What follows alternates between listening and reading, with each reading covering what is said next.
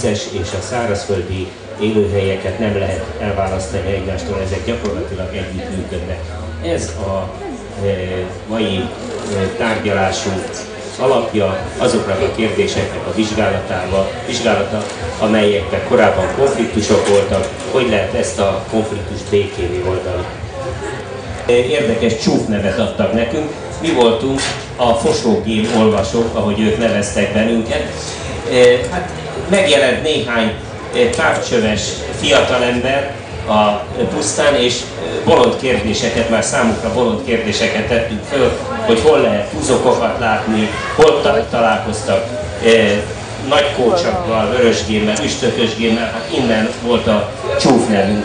Minden esetre ez az időszak ilyen szempontból nagyon fontos időszak volt, nagyon sok lelkes, nekünk abban az irányban kell lépéseket tenni, hogy olyan idegenforgalmat fejleszünk a Hortobágyon, ami azt a természeti tájat, a természeti értékeket nem szünteti meg, hanem egy fenntartható lehetőséget kínál az idegenforgalom számára.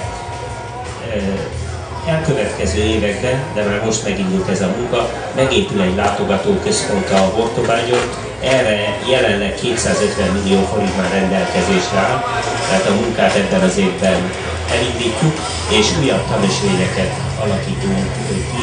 Ehhez a látogatóközpontot a nagy ágazatok közt, megelőzve például az olajipar, az elmúlt időszakban vezette a ranglistát. Tehát a világ gazdasági ágazatai közt is jelentős, majdnem a legjobb. Magyarország ugyanúgy részt vesz a nemzetközi folyamatokban, ahol a szavazatok ugyanannyit ér, ugyanúgy egyet ér, mint akár az Amerikai Egyesült Államok szavazata, vagy az vagy Németország szavazata.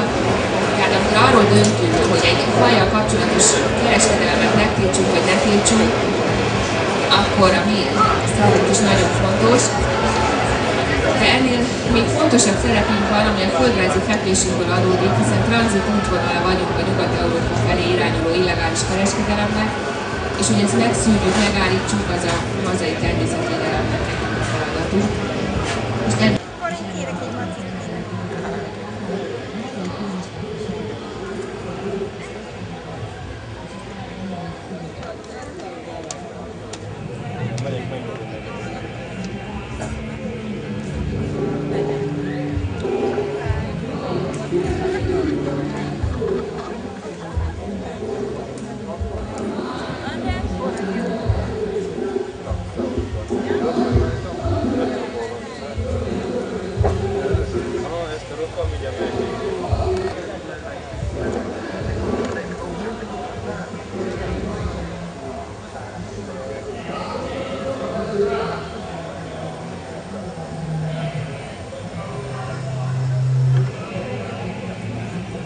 Hi.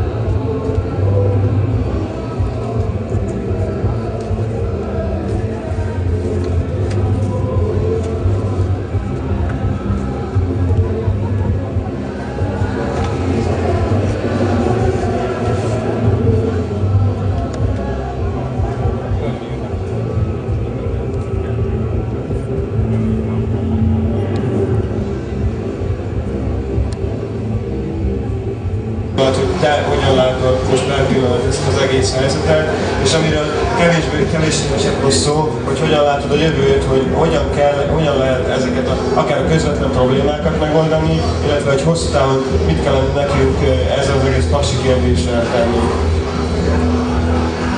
Sziasztok! Elnézést a késésért. Hát én úgy gondolom, hogy ez az eset elég sok problémára világított rá, ami a magyar nukleáris iparon belül mindenféle összeférhetetlenségi és egyéb gazdasági problémákat lehet most ennek mentén felvetni. Az államigazgatás célszerűség. Tehát az államigazgatás nukleáris biztonság és a nukleáris ipar szervezése és kontrollálása körüli visszásságok is kiderültek. Mindenki azért azokat az elveket kell képviselje, ami alapján a saját pártja is, amit saját pártja is képvisel a parlamentben, de valóban azt tapasztalható, és azt hiszem, hogy ebben a Környezetvédelmi Bizottság egy jó példa is a parlamenten belül, hogy a szakma azért az elsődleges, tehát nagyon sok olyan kérdés van, és az elmúlt egy évben is nagyon sok olyan kérdés volt, amelyet függetlenül attól, hogy ki melyik oldalon foglal állást egységesnek ellen. Tehát ilyen szempontból én azt hiszem, hogy a Környezetvédelmi Bizottságban a helyzet megfelelő, az vezetés, hogy természetesen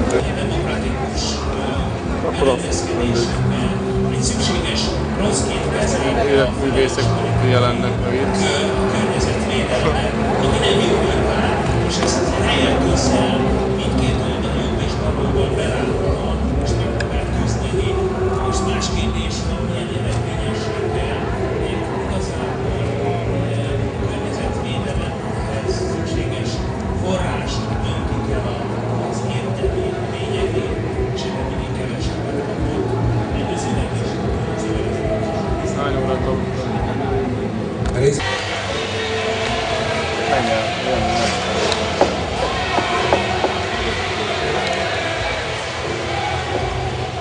Én nem is látom, hogy itt van valahol. Hát kópát itt van? Itt van pedig?